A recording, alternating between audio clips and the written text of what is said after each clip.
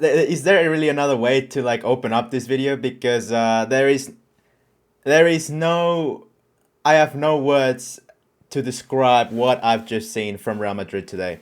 Obviously, your boy woke up in the morning at 7 a.m. in Australian time to do his daily hate watch of Real Madrid, and I thought Real Madrid would win. I thought they would win because this is the round of 16 of the Copa del Rey against a team that's literally gonna get relegated from the second division. So I thought, okay, yeah, it should be GG's, right? Albacete, who the fuck are they? I was not expecting for this to happen, like at all. I know Real Madrid always struggle with low blocks, and Albacete did do a low block as everyone thought they would. Okay, let's start from the beginning, alright?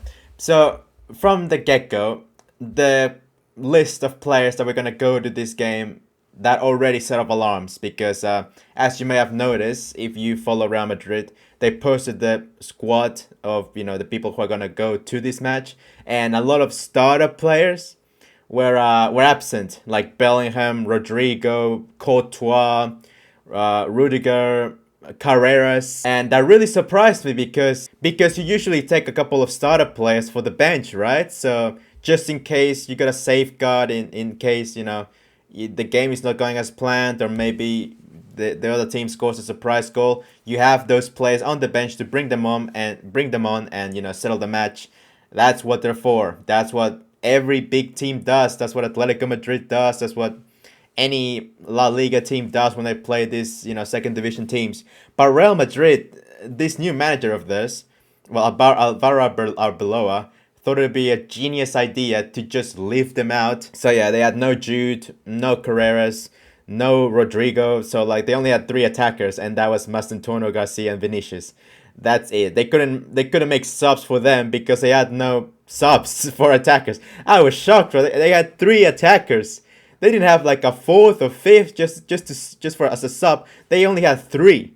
What was he thinking, Alvaro Arbeloa? You gotta, I mean, at least take some Castilla players. He's harped about how the Castilla Academy is the best academy in the world, yet he's not taking any academy, attackers when he needs it. He only got three attackers, and yeah, I mean, Mastantuono didn't do anything.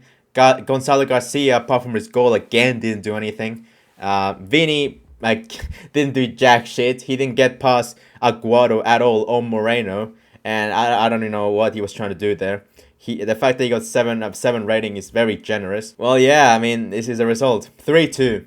3-2. And I got some opinions, of course. I watched the game, and yeah, the team plays with no passion. There's no. I watch this team and I watch Barcelona. Barcelona, when they're losing, they try to press. They're trying to do some quick passes to get the goal fast. This Real Madrid is just don't know what they're trying to play at. It's like I don't understand the tactics. Still, it's been a good 6 months since the season started, and I still don't get what they're trying to play at.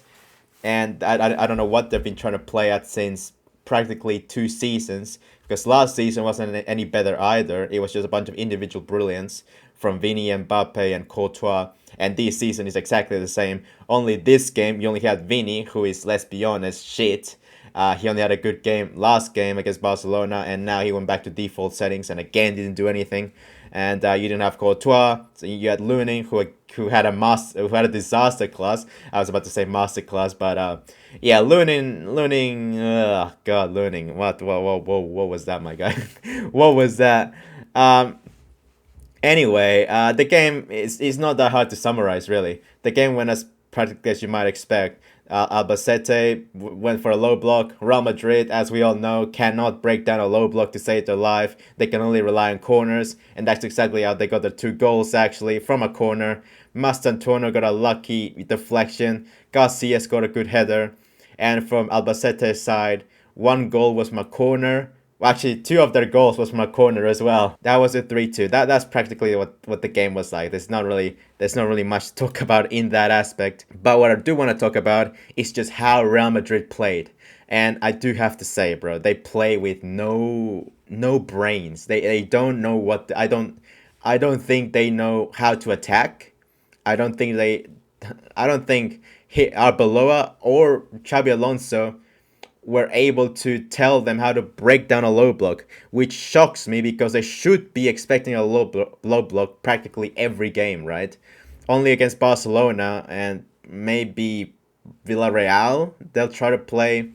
Um, they're trying to play it on equal terms. Actually, against Elche as well. Elche didn't play a low block, and they actually try to play as as a team that is as equal as to Real Madrid, and that was good. But yeah, Real Madrid against low blocks is like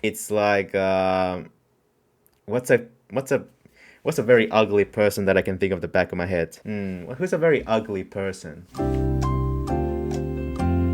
All right, it's like me trying to pull a Latina baddie on the finer streets of Colombia. It's like me trying to do that, bro. It's not gonna happen. It's not gonna happen. Same like Real Madrid trying to break down a low block. It's not gonna happen. As a Barcelona fan, obviously I'm happy.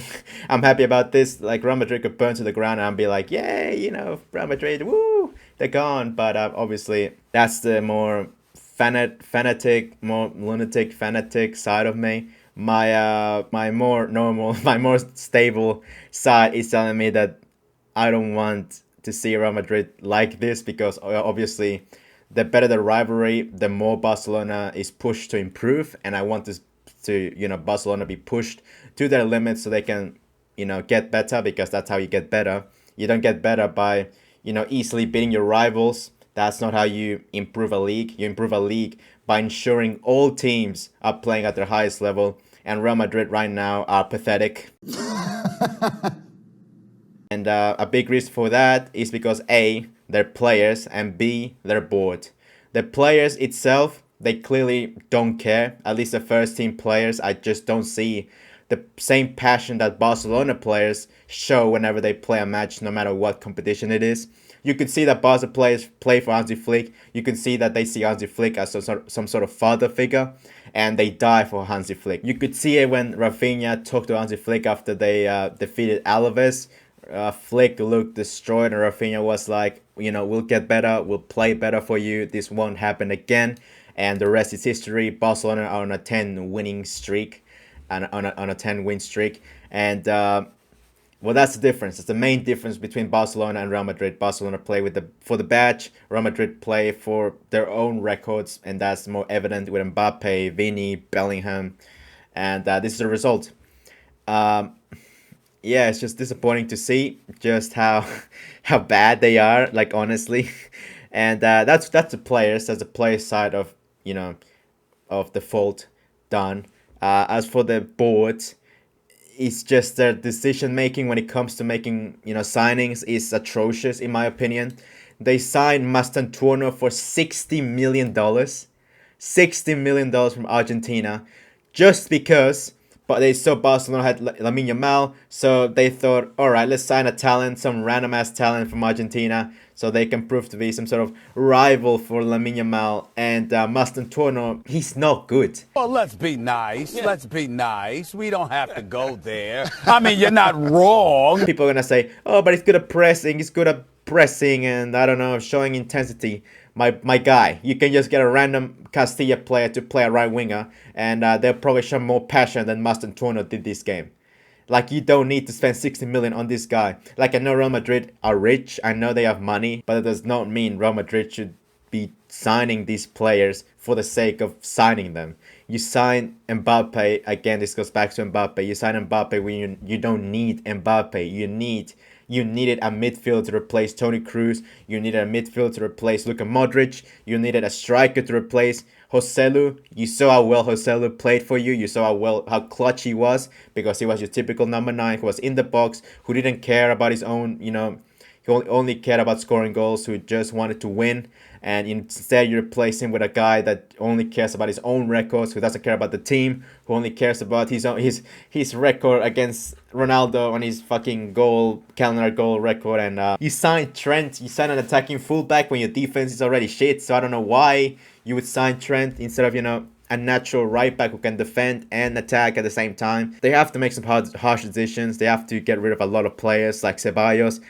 Frank Garcia, I don't even know why he's in the team. They need to start playing players when they deserve to be played, like Gonzalo Garcia. It's a disaster, and obviously I enjoyed the hate watch, but I was shocked that this happened in the first place. So yeah, that's why I came here to just talk about it. I feel bad for Alvaro Arbeloa. I don't think this is his fault. He just came onto their first training was literally yesterday, and that this is a result after, you know, firing Xabi Alonso. This is what happens, right? And now they can't blame Xabi Alonso. And God knows if Arbeloa is going to keep his job after this. I'm sure Florentino Perez is just filled with anger and shame that his team is out of the Copa del Rey against some random relegation side.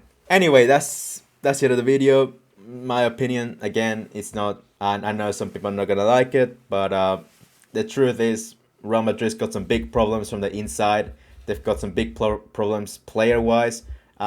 They've got some big problems with, you know, their board, their medical staff, obviously, with the amount of injuries they have. They've just got a lot of issues that it's not going to be solved by removing a manager and just appointing another one. You're just deflecting what the real issues are in that club. So yeah, that's my opinion. Leave in the comments if you agree. You probably won't. I don't know. I'm just a random guy on the YouTube, bro, just trying to make videos.